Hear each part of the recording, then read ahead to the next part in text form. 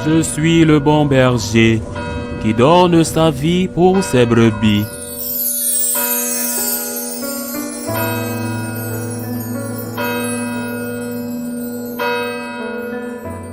En ce temps-là, appelant de nouveau la foule, Jésus leur disait, écoutez-moi tous et comprenez bien. Rien de ce qui est extérieur à l'homme et qui entre en lui ne peut le rendre impur. Mais ce qui sort de l'homme, voilà ce qui rend l'homme impur. Quand il eut quitté la foule pour rentrer à la maison, ses disciples l'interrogeaient sur cette parabole. Alors, il leur dit, êtes-vous donc sans intelligence vous aussi? Ne comprenez-vous pas que tout ce qui entre dans l'homme, en venant du dehors, ne peut pas le rendre impur, parce que cela n'entre pas dans son cœur, mais dans son ventre pour être éliminé? C'est ainsi que Jésus déclarait purs tous les aliments. Il leur dit encore, ce qui sort de l'homme, c'est cela qui le rend impur, car c'est du dedans, du cœur de l'homme, que sortent les pensées perverses, inconduite, vol, meurtre, adultère, cupidité, méchanceté, fraude, débauche, envie, diffamation, orgueil et démesure. Tout ce mal vient du dedans et rend l'homme impur. Acclamons la parole de Dieu. Aujourd'hui, l'Église nous fait le don de la fête de la Vierge de Lourdes. J'ai eu la grâce d'aller à Lourdes de très nombreuses fois depuis déjà bien des années. C'est un lieu extraordinaire. Être près de la grotte, surtout lorsqu'il y a peu de monde en hiver, malgré le froid, car la rivière passe juste à côté de la grotte et dégage une humidité que le froid des Pyrénées rend parfois difficile à supporter. Mais le lieu est tellement béni, la présence du Seigneur et la Vierge Marie s'y ressent avec une telle intensité qu'il est véritablement un paradis. Je le répète, même au cœur du froid de l'hiver. Bien souvent, j'ai embrassé le roche qui se trouve juste sous l'endroit où Notre-Dame est apparue et j'y ai posé mon front en demandant au Seigneur tant de choses pour moi et pour tant d'autres personnes. Une fois, j'ai eu le privilège d'être témoin d'un miracle, non pas parce qu'il s'est produisait en cet instant précis, mais parce qu'à l'époque, je travaillais comme responsable de la rubrique religion du quotidien ABC. Et l'on m'avait envoyé faire un reportage dans un village près de la ville de Chartres en France où s'était produit un miracle extraordinaire. Un homme paralysé et hémiplégique était venu à Lourdes par le train des malades. C'était sa deuxième visite. La première fois, rien ne s'était produit, mais il avait ressenti quelque chose intérieurement et avait voulu revenir. La seconde fois, lorsqu'il se trouvait à l'hôpital, juste à côté, sur l'autre rive de la rivière, il ressentit quelque chose pendant la nuit. Le lendemain, il devrait déjà partir pour rentrer chez eux.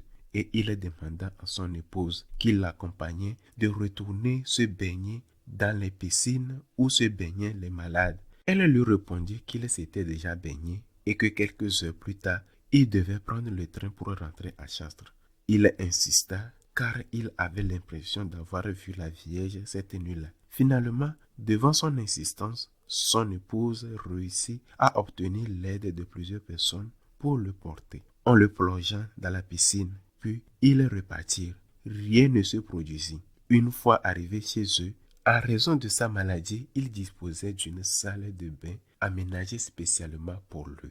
Il disait alors à son épouse qu'après de longues heures de train, il avait besoin d'aller aux toilettes. Son épouse l'accompagna, le laissa dans la salle de bain et se rendit à la cuisine pour s'occuper de ses affaires. C'est lui qui me l'a raconté, bien sûr. Il ne me l'a pas raconté en premier, car lorsque je suis allé le voir, le fait était déjà connu. Il se trouvait dans la salle de bain, n'est pas pourtant l'endroit le plus propice pour avoir des visions ou recevoir des miracles, lorsque soudain il ressentit comme une décharge de la nuque jusqu'au bout de ses pieds. Ses pieds jusque-là insensibles commencèrent à ressentir. Il poussa un cri. Son épouse effrayée, pensant qu'il était tombé, accourut et le trouva debout marchant parfaitement normalement. Je l'ai vu de mes propres yeux. Il l'a fait devant moi. Je l'ai vu faire un vélo. Il était condamné avec tous les certificats médicaux attestant d'une paralysie de la moitié inférieure de son corps et il avait même été déclaré invalide par la sécurité sociale française et l'on sait qu'il vérifie très soigneusement avant d'accorder une pension. C'était un homme croyant, mais non pratiquant. Ce fut une conversion par seulement une guérison. Mais quelque temps plus tard, j'ai entendu parler d'un autre miracle. J'ai vu le récit d'un miracle dans un reportage. Il concernait un jeune garçon à l'époque du miracle. Il était adolescent. Au début de l'adolescence, sa mère l'avait amené à l'eau. Il s'était baigné dans la piscine.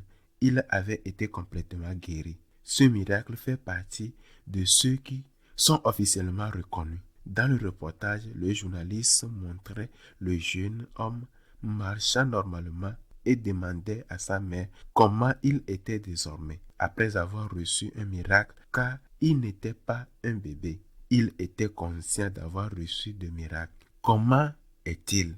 Allait-il à la messe? Et la mère répondit que malheureusement, il était totalement éloigné de l'église. Cela m'a profondément marqué.